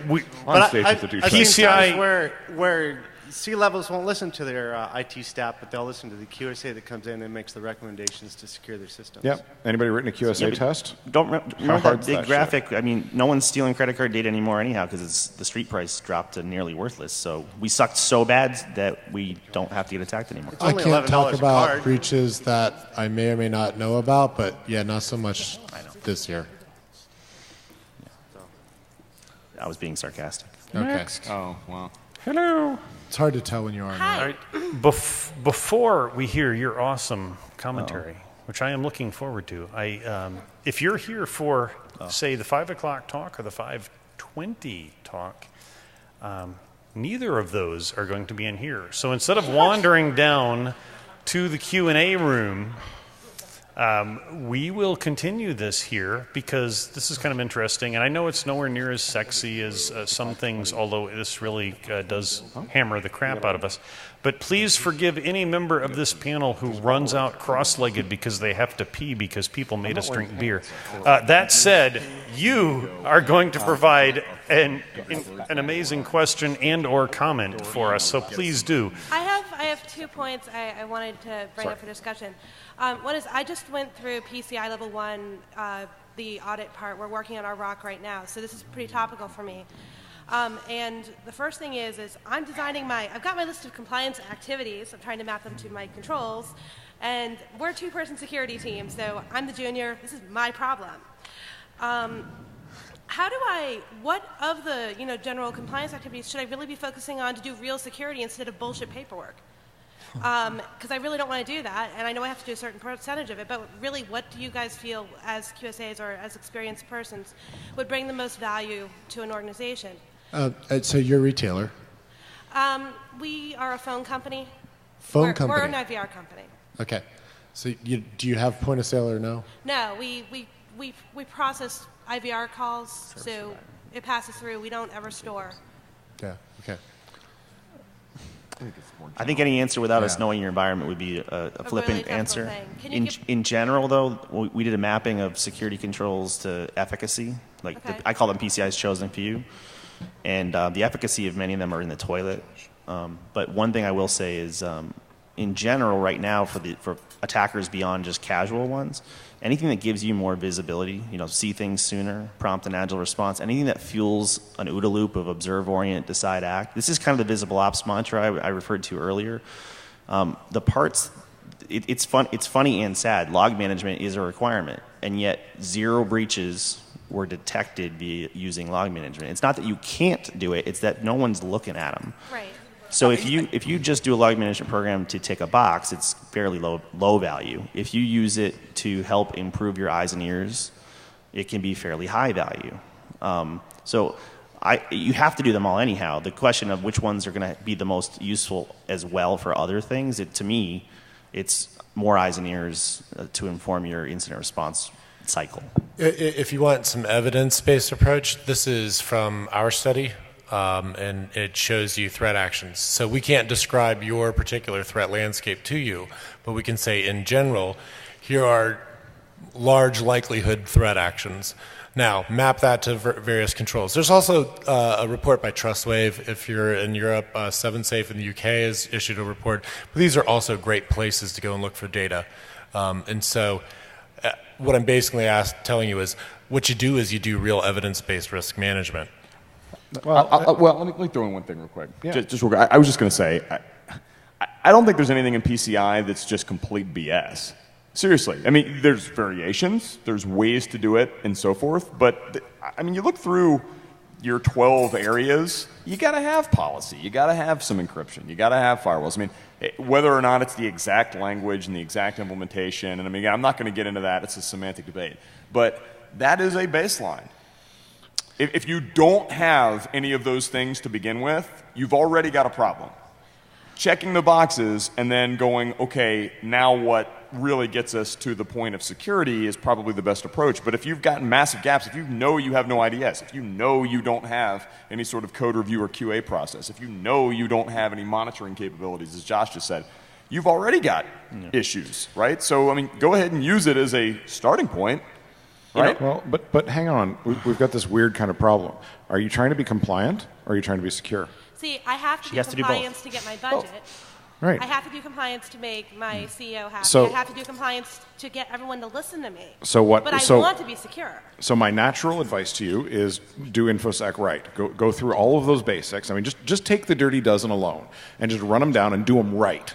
Because if you're doing them even vaguely correctly, and you've got a QSA that doesn't have their head crammed firmly up their ass, you're going to get through. That's sort of step one. Step two says, if you want to be really pedantic about it, you be specifically compliant with each and every and only requirements. So you run down that list of, what is it, 200, I'm not a QSA, 280 something? 256? Yep. Whatever. Run down that list and make sure that you've got a chunk of evidence that you can set down right next to it and say, all right, here's the requirement, here's the response, here's the requirement, here's the response, and just run down the list. Then, regardless of how pedantic your QSA is, you've got all of the answers sitting there in front of you. If you do the second way, you're probably not going to be any more measurably secure than you are today. You're just more measurably compliant. But you know, this is my usual rant, and I'm sorry that it's my usual rant, and everyone's all heard it before, but if we just do even, you know, who wants to live in a minimum code standard house, really? I'd like my house to not be made out of bubblegum and chewing crap and things that some guy who was paid by the house to do the tile work, you know, like, just do it right. Look at it. Look at the organization. Look at the infosec part of it as something that you have ownership in, that you have pride in, and do the fucking job right. Okay. So, Alex had to pee really bad, so I'm going to make his point, and I should have made it earlier. The attack density is the language he uses, but the attack density you'll see from the Spider Labs reports are here. They're really useful because a couple concrete pieces of advice we tend to give. Everybody thinks you should patch faster because you want to measure the mean time to patch, and yet their data showed that 0 of the breaches last year involved a patchable vulnerability. So we were putting a lot of energy into something that wasn't attacked or exploited very often. Conversely, look at number 2 there, which is SQL injection. A lot of people try to pass specifically 6.6 with the honor, with the honors, the prepared statements, the honor system of the SDLC, and I think an SDLC is good, but you should try to, you know, social engineer your budget into, you know, maybe we shouldn't skip the WAF. You know, I'm not saying a WAF fixes everything, but this is an example of lots of attack there, and we cut a corner, right? So if you look at where the most failures have happened, it may better aim how far you stretch the limits of the interpretation. Where did Alex go? I just wanted to ask you know, one follow-up. real men can hold their urine, but I guess Alex couldn't. No. You're live. Here's the other really cool, awesome, important thing. You've got all of our things I say are usually on purpose. Twitters, and you can find us all because we're findable on the internets. We're in the Googles. You can ask questions. Like seriously, you know, I probably spend upwards of 2 hours a week just answering weird crap that lands in my inbox. So feel free to ask. I think we're actually connected in some way, shape, or form on LinkedIn. That's kind of freaky. It's kind of weird, actually. We do have a couple more people that have comments and questions. I just wanted to ask one last thing, and then I'm out. My QSA, when he came in to do our on-site audit, mentioned that in PCI-DSS 2.0, the auditor's requirements were significantly larger in terms of evidence collection. Can you speak briefly to what I can expect in terms of impact on me, in terms of evidence providing, or like really, how much is it going to change things for us? I don't know. I'm not a QSA. Ask around, though. There's one in the front row. Okay, awesome. There you go. Offline. She's good to know, too. The significance. Oh, crap, Alex is back. Shit. So, wait, Alex is up there. Just because I have the opportunity and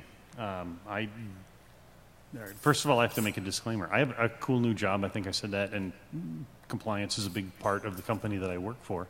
That's not where it started. But compliance does give us jobs, but we're here. People that are at this event are here because we like to break shit. We like to fix stuff. And sometimes there's a little disconnect there. But we have a couple more questions.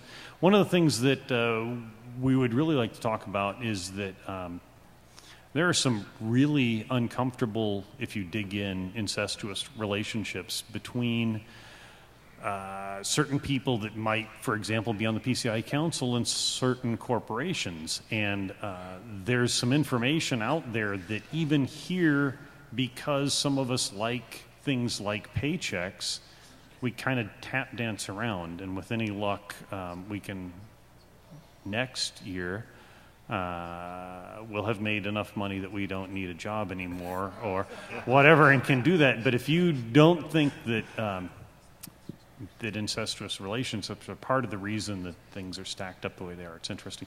With that said, I'm going to shut up as long as I can. Is that like a conspiracy theory that you were kind of throwing out there? Well, So- I mean, next question. Next question. How many Next planes have question. flown into the Pentagon? No, wait, that's a different. That's Question. Question, please, because they're like intelligent people next to Shut me and up. lined up in front of the microphone, but not behind. You're this so microphone. wearing a turban, dude. It's not a turban, you fucking dumb American. I Question. don't remember what it's called though. I just got a question related to scoping. If Scoping? you're tier 2, tier 3, you know, it depends on the amount of cards you're processing. If you're a multinational corporation, you're going through many different gateways. Like, say you have 500,000 in the U.S. and you got 400,000 in Canada and another 200,000 in Europe. You're over 1 million at that point. But they're all going through different gateways, and you know they're different subsidiary companies. They're all tied to one parent. How does PCI scope that? Would you be a tier 2? Would you be a tier 3? Magic. There's a scoping SIG, which stands for Special Interest Group, and they are in just a big old circle right now, to the point where to the Circle point what? where several of them are trying to quit. Well, okay, so the scoping SIG initiative that started a long time ago, maybe it's closed now, was fighting over things like, oh, if we share a DNS, doesn't that make everything else that touches the DNS touch everything else? So that's just going kind of nowhere right now. Right. So I would ask your QSA, because really, at the end of the day, it's the interpretation of the person who does the ROC. You do know that this whole thing is opinion based on your QSA's part. Right. And no one's ever bought an auditor off Arthur Anderson. And again, bottom line, if you get an incident, there's no way you're going to be like, oh yeah, they were compliant, but they had an incident. You know, That's just not going to Shaq happen. didn't make one of his best points that I think is his best points. He says, you know, you should interview your QSA, because if you have to do this thing, you might as well make some good use out of it. Right. So, you know, yeah, find a risk-based QSA. Somebody, if you want somebody who's cheap and fly by night, you can get that. And if you want somebody who's going to actually help you, you can get that too. That would be a QSA who's doing their job correctly. Yeah, there are QSAs that care. I do want to back up a little bit about something I said with the council. There are people that actually care about security that are involved with PCI. I can think of one who was recently elected to something or another. And he's an awesome guy and has a big green egg and makes great smoked meats. But there are other people who care, but it's just such a polluted situation.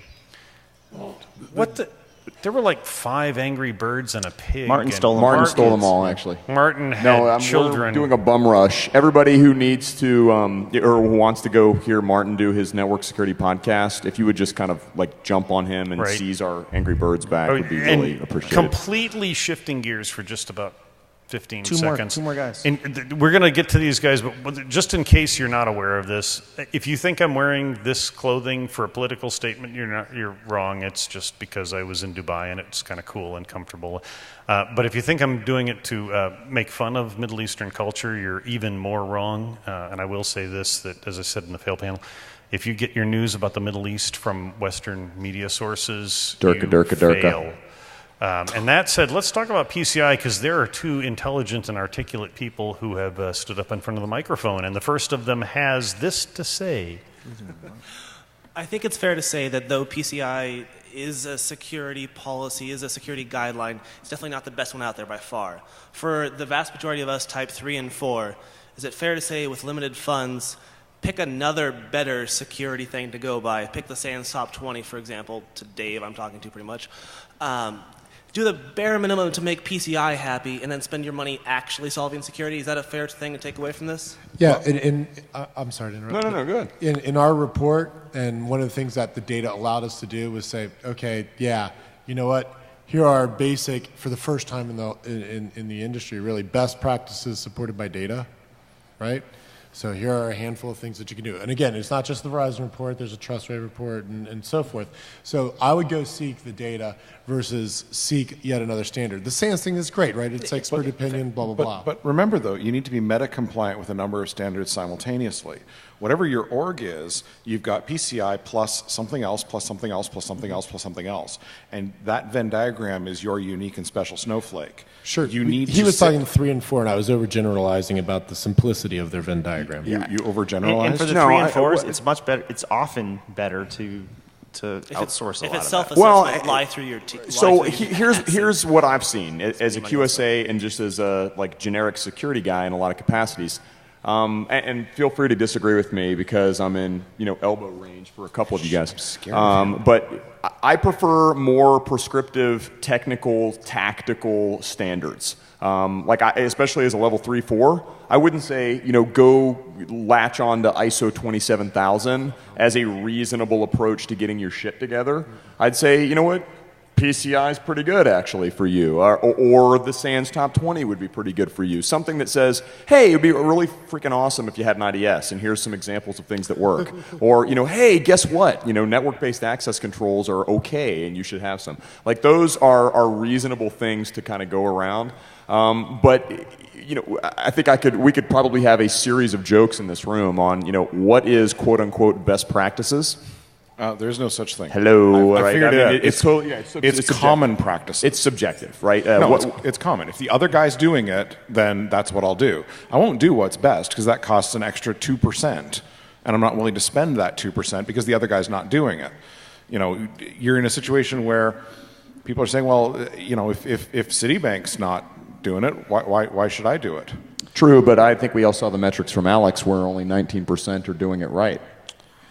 Ouch. Or per PCI. So maybe that's wrong. Yeah.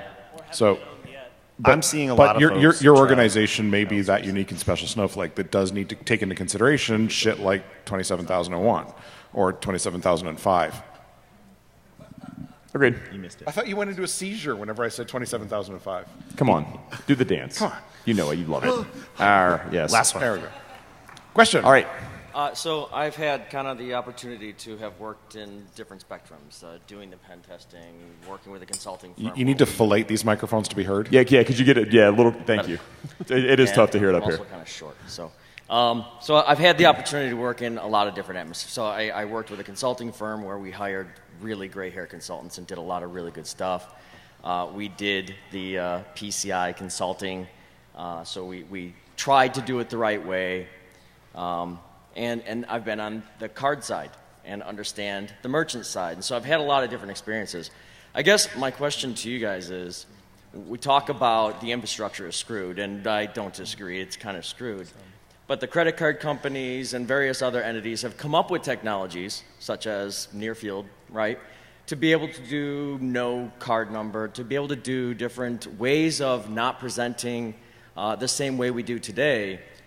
But the problem is it's a global scale problem. And so I guess my question is, do you have, even from a straw man perspective, what you think would be the solution, knowing that it's not the cards, it's not the merchants, it's not the processors, not the networks, this panel, it's everything. Watch the recording of this panel from last year. I spent 10 minutes describing how to fix the problem. It would take less than 2 years to convert 99+% by using economic incentives and disincentives to solve the problem. So that's what I'm wondering. So is it a proposition that it requires government intervention? And I think partially it does. I think the only way Canada the government intervention isn't actually government intervention. It's weird. What we need to do is redefine usury not as a fixed percentage, but as a spread against the overnight rate. Once we do that, the problem will be a self-hammering nail. You'll set it down on the desk, and it'll just go thunk right in. And remember, this is in response to government intervention. Unfortunately, though, you're dealing with greed across an entire spectrum of industries, not just banking, not just merchant, but across the entire spectrum of industries. Yeah. So when I was doing PCI assessments, we couldn't get the merchants to actually allow us to do the right thing. Period. Mm-hmm. And so it isn't just one industry or other. I mean, it's a global perspective. But there's no economic incentive, right? Right. This goes back to that whole does everybody speed question that somebody talked about. The economic incentive isn't there for me to stop speeding. If they fixed it so that if you do 56 miles an hour in the United States, the fine is $1 million, lose your car, lose your license for the rest of your life, nobody's going to speed.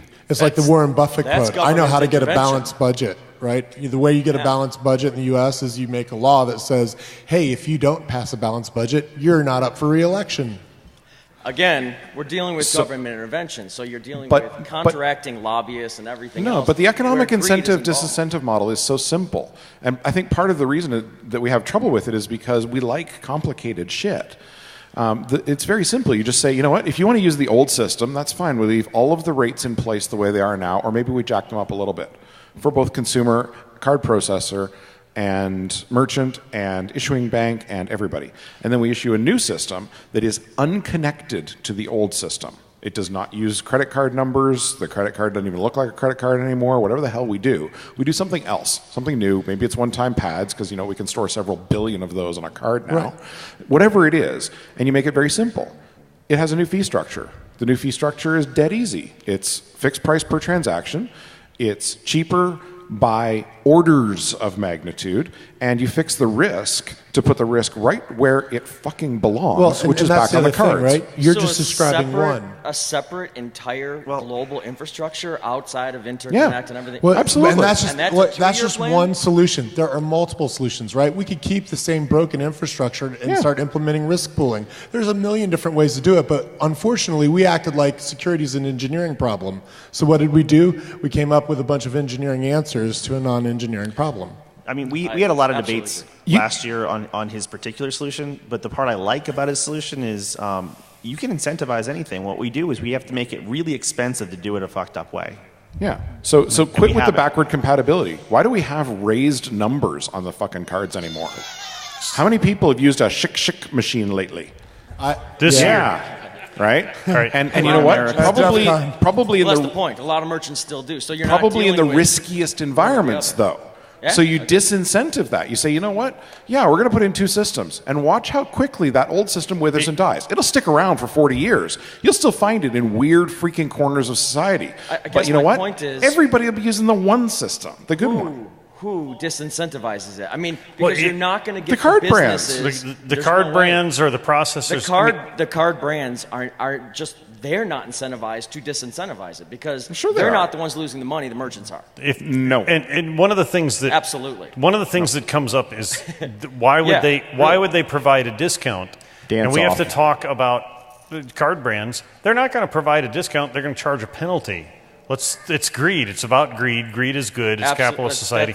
That's what I'm saying. But it's like if you boil it down a square, a dongle that you could jam into your iPod or Android. What could possibly go wrong with that? They charge more for card not present. I mean, that's a simple thing that we accept now. But can we grab one more question? This has gone on so long. I'm almost sober, so we need to. But remember, though, the cards do have an incentive. They want to be the currency. That's their incentive. Absolutely. And to get to that incentive, they need to convert more people to using cards. They need to convince the United States to stop moving little tiny slips of paper around and calling that money. And you know what? It's not going to be that hard to do if you make it so that when you walk into the store, they don't hand you one price for cash and one price for credit. You drive by every gas station on the goddamn interstate, there's two different gas prices. Make that shit go away, and it'll go away fast. Fast that people can't look at it rationally. And I hate to be that foreign asshole, but God, people, stop watching Fox News and CNN and look at your own world from the outside. Because this country is functionally insane. You're all okay with it. And you need to still look have at to, if you're going to have lenders, we'll say lenders, credit card companies have lenders, then they have to somehow make money off of those transactions. Look, I'm not trying to advocate one way or the other. I'm just saying the reason those gas stations are doing that is because they pay a fee for people to be able to take their cards and whatnot. So that's why they're doing it. How could you possibly take away the ability for the companies who are making those loans to make that money? That's and how are you going to detach there's more money in fixed transaction cost and high transaction volume than there is in it's still a cost. That's my point. Then it's there still is a cost other than cash. Than there is in percentage against unbelievable amounts of fraud risk. Yeah. And you know what? Yeah. There's a cost in handling cash, and most people don't realize this. If you're working in org and you're handling dollar bills, you're losing money every fucking day because dollar bills are sticky. And they smell grab bad. one more. Thank you very much. Get coins. We're easy to find. We're all like media whores or whatever the hell. All right. So I'm a media whore, and I'll find anybody that you can't find on this panel, but you can find them. You, sir, look intelligent and articulate and sexy. I said almost sober. So one of the topics you only sort of touched on. Fillet the microphone. We can't hear you. Was the chosen few. So as someone who was a security vendor for years and now does consulting work for security vendors, there's clearly a subset of technologies, depending on the count, 11 or so that are required by PCI. And by my count, I think Gartner covered 160 subcategories of security. I'd love to hear your guys' thoughts on where those other 149 security categories are going to be over the next couple of years, since PCI 2.0 is where it is for 3 more exciting years. So what for the other all the folks here focused on innovation, where do you see how does this impact them over the next few years? So since I wrote that article on the chosen few, I will take a first stab. But the assumption we make is that those 11 things are the best 11 things out of the 189 that he said. And by my assessment on perceived efficacy or NSS Test Labs efficacy, they're some of our worst ones. So every time you're picking and funding an inferior technology from the dinosaur age over something that is better, it's a mistake. And it's a mistake forced by the compliance stuff. Now, I also don't think on the other side, I'm not advocating that everything new and shiny and blinky is better. Some of those things should just go the hell away. By my count, out of those 158 or so, there's probably 30 total that are usually good if you do the cross-section of the things that people need to do. But we haven't done separated the wheat from the chaff to look at, of these things against modern attacks in virtual environments, cloud environments, outsourced cloud service provider environments with LulzSec-type adversaries or APT kitten-killing type adversaries. We haven't done a vetting process. We're just taking something that a bunch of people thought was a good idea in 2003 and saying it's still a good idea now. What I did see when I was an analyst covering all these new innovators is they weren't getting any spending. So really good shit couldn't get spent. And I went to the CISOs. I said, why aren't you buying that? You know you need it. You know it would help your specific problem. And they said, well, I took it to the CIO, and they said, if we won't get fined, you don't get budget. So if it was on the chosen few, it got spending, and if it wasn't, it didn't. Now, some people had a little extra budget. They could buy one thing that wasn't on the chosen few. But I saw that as a pretty big economic disincentive, and that's why most of these vendors steered away from stopping or solving new problems, and they started to look very, very similar to the PCI list. And when you think about it, though, we've been burying technologies for that entire decade. Once upon a time in a galaxy far, far away in a former life, in 2003, I worked on a thing that smelled a lot like a web application firewall, XML firewall, that is better today than anything else you can buy today. And it's been sitting on a shelf since 2005 because it was deemed not marketable. And it's still better than anything you can buy today. I mean, it absolutely boggles the mind. And that's one example of God only knows how many technologies were buried because they weren't deemed to be commercially option. And we keep doing that. We keep saying, the vendors come back and they say, well, nobody's asking for that feature. And they give us some other raging featureitis shit they've come up with, or they subdivide something and say this is 2 different products, like antivirus and anti-malware, because somehow foreign code that doesn't belong in my system running on my system is not the same thing. Every time that happens, we're killing little bunnies, and that's not cool. But there's also no way around it. And my biggest, well, not my biggest frustration. You don't want that list. Holy shit. My current frustration with the PCI Council is moving to the 3-year standard in an effort to appease people who said, oh my God, it's moving too fast. We don't get the innovation that's necessary to go against the fact that our attackers are innovating at a speed that we couldn't keep up with before. So we've got a guaranteed arms race loss. We're busy fighting a land war in Europe. And we have data that shows that the threat landscape has changed and is changing and will rapidly change, and it will change again. Given that PCI has stated they want to see things that are best practice, are any of these things best practice?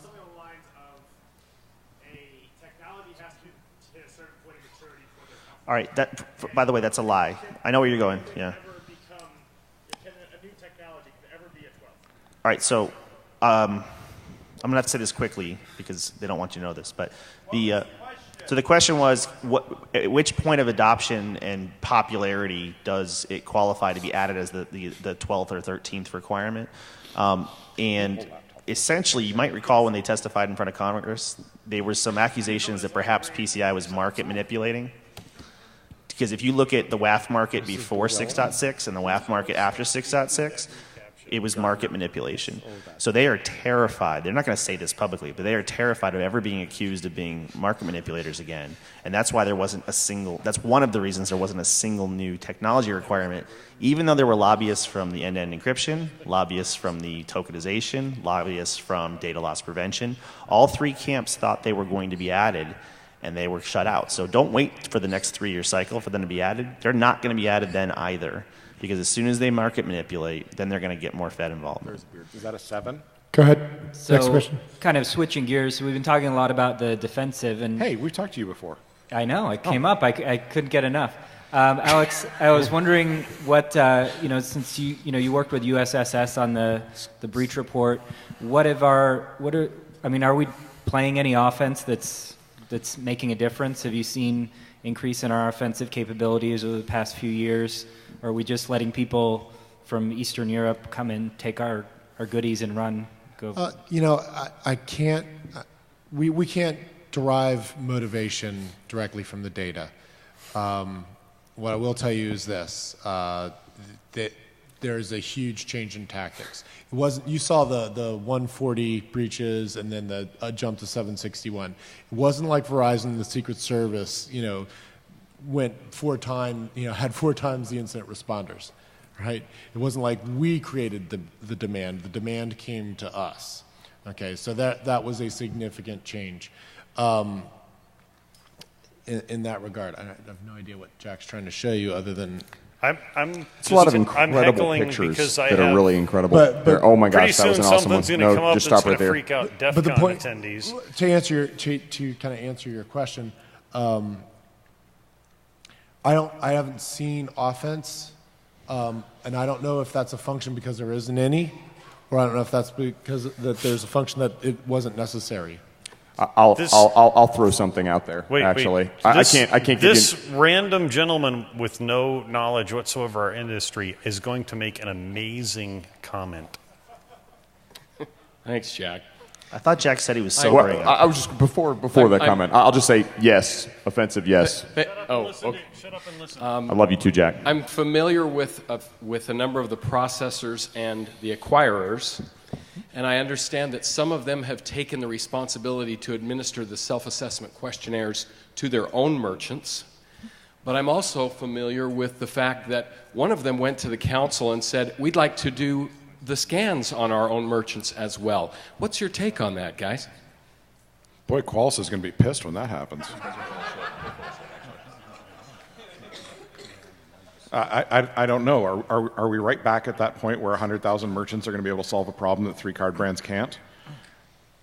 It starts to sound like we're trying to put the fix in the wrong place, and we're going to end up with a beautiful roof for a house that was supposed to be a gas station. Is the fox watching the hen house? Didn't you hear me talk about the whole RICO thing? If you're going to supply me with a problem and you're the only one who can supply me with a solution, we've got words for that. It's called RICO. Let's use it. I mean, it was supposed to be used on mobsters, but credit card companies will cheerfully throw your ass in a pair of concrete overshoes if you forget to pay them. Yes, even in Canada. Although there at least the health care around the drowning is covered. So I'm just randomly clicking through things in my past life here. This is kind of entertaining. Can you click us some more beers up here? Why Seriously, are you people be useful. here? I mean, we have a question. There's Hello. a great story there, but there's someone here. Who knows that story? Quick, besides So Michelle. I've heard from you guys that there is a system that works and that transparency will help us get us there, and incentivization is part of the key of that. Mm-hmm. How do we incentivize the people to get their transparency so they'll realize they ought to switch the system to make more money? You get a bunch of drunk guys up on a panel and you have them whine about it, apparently. That's Jack's solution. The real answer is that there's no desire to switch the system right now because they're making enough money despite the loss that it doesn't matter. And they're getting away with pushing the liability for the flawed system down on other people's heads. Get LulzSec to attack Bob Russo. Sorry, what? Or you could just get LulzSec to attack Bob Russo. Yeah, sure. I was kidding. Man. That was not a suggestion. Are you one of them? I cannot believe you said that out loud. It's not a suggestion. I think we're being kicked out. 1 minute? Thank you. Okay. Thank you. I'm allowed to go to the bathroom in 1 minute. All you people that have been here for like an hour longer than you needed to be. Thank you. Thank you very much.